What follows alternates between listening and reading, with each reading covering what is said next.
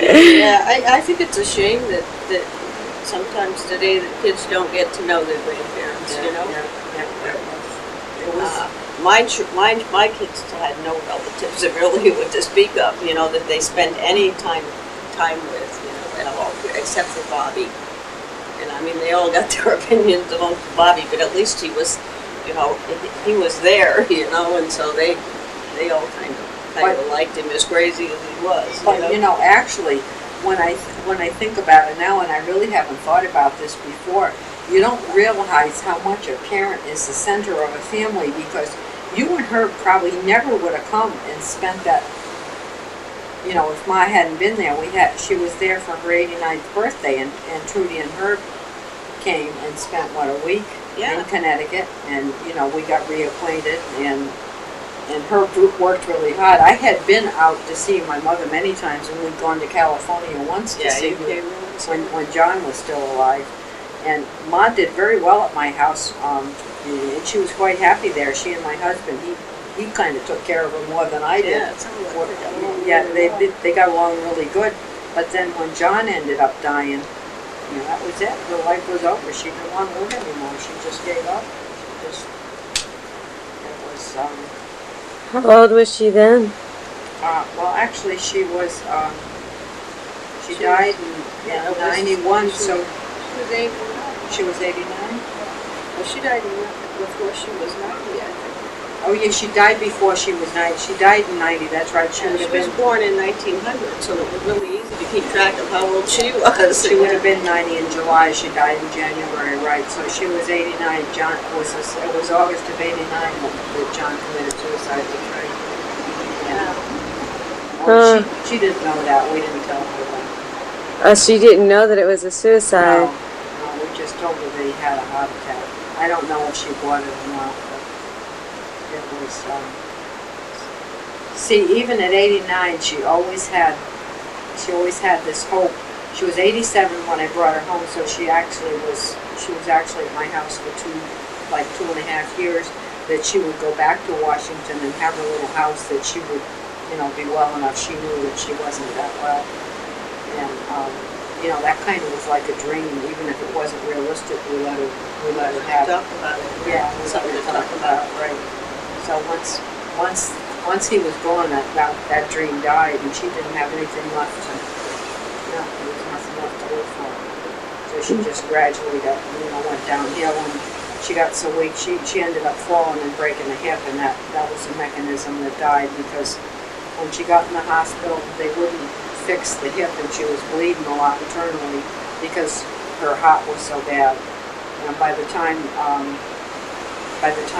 or before they could get her in good enough condition to withstand the surgery, they wanted me to let them just go in and clip it, and I wouldn't do it. But she would have been miserable as a cripple. She was miserable anyway, but she would have been more miserable. She wouldn't have been able to walk if what they wanted to do was go in and just clip the bones and stop the bleeding. She needed a total hip, in other words. It was smashed, and they wouldn't do it with the amount of cardiac output she had, so she ended up throwing a clot before she got the surgery. It was about 5 days. Otherwise, Trudy would have come. Yeah. I mean, I never had a clue that she wasn't going to make it, you know, because Trudy and her kids had a hotline into ICU where my mother was, you know, and they talked to the hospital 2 or 3 times a day, somebody from California, and nobody had a clue that that's how it was going to end. But, so she suffered from osteoporosis. I don't think so. I'm not sure, Reeser. The doctor couldn't tell from the x-rays whether she broke the hip because she fell or whether she fell and broke the hip. No, she had fallen many times. Believe me, she had tripped over them. I had a big collie dog, but she was always tripping over.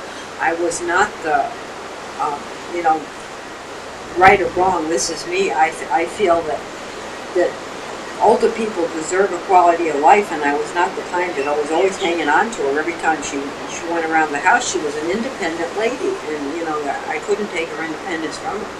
And we had come in from a restaurant that night, and she hadn't had a good time at the restaurant.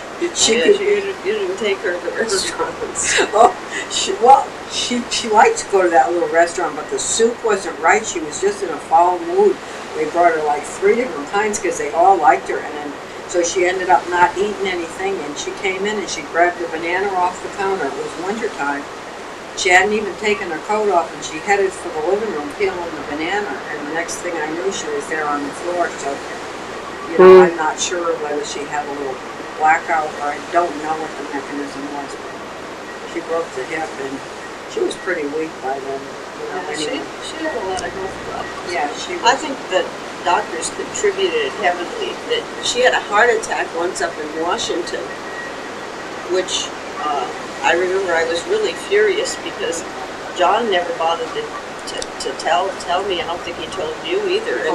And I had called. She was like living in South Bend in a little motel-like affair, so they rented to her on a monthly basis, and she wasn't there. And I called and called and called and called, and finally I said, well, something's wrong. So I found out where the hospital was, and I called the hospital, and sure enough, that's where she was, and they told me she had a heart attack, and I was God. you know, but she had this doctor up there that was into ripping off Medicare patients, and you know, they must have done something that made the whole situation worse, is what I always felt, you know, because she just lost tons of weight. Yeah, she was rough. I remember her telling me, and this I don't know why this struck it, you know, why I thought it was so strange, was she said to me one day, she said, look at how flat-chested I am, and I said,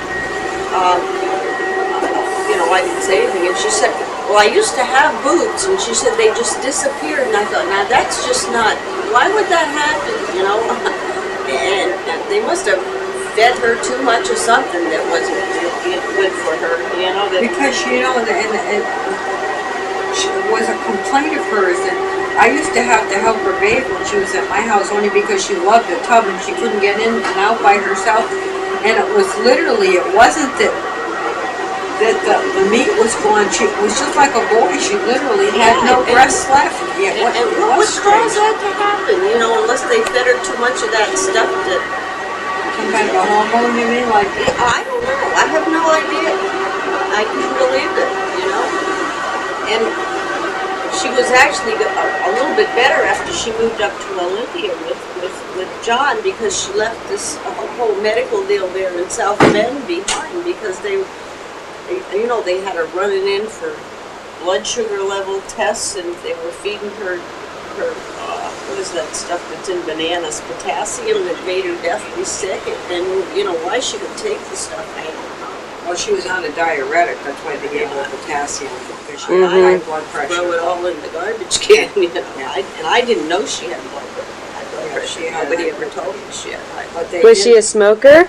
never pressure. She Never never smoked a smoked. cigarette in her life. Wow, so My she had... father was the smoker. She had a lot of secondhand smoke, I'm sure. Well, he smoked like a chimney. Yeah, he was I a remember chain he smoker. smoked dominoes. But he was one of those kind of people that had all these ideas in his head that, like, I can remember him saying he never wanted to live to see my mother get gray hair. You know, he always said he was never going to live to be 50. Remember, and he always used to say if your name was in that little black book, that didn't matter, you know, that was it, you know. Otherwise, you could just get away with doing anything you pleased, you know. So how old was he when he passed I away? don't think he was even 50. I don't think No, so. he wasn't 50, no. It was, I think it was just before the Second World War ended. Oh, yeah, and what he had, that coronary thrombosis, I mean, they could cure that today. They could have cured it Yeah, then. he could They have had told him if you, bypass, yeah. they told him all he had to do was go and stay in the hospital and you know, go through a total rest regime, and he probably would recover, and he wasn't able to do that. He was just one of those hyper people that, you know, was going all the time. And, you know, no matter which way they cured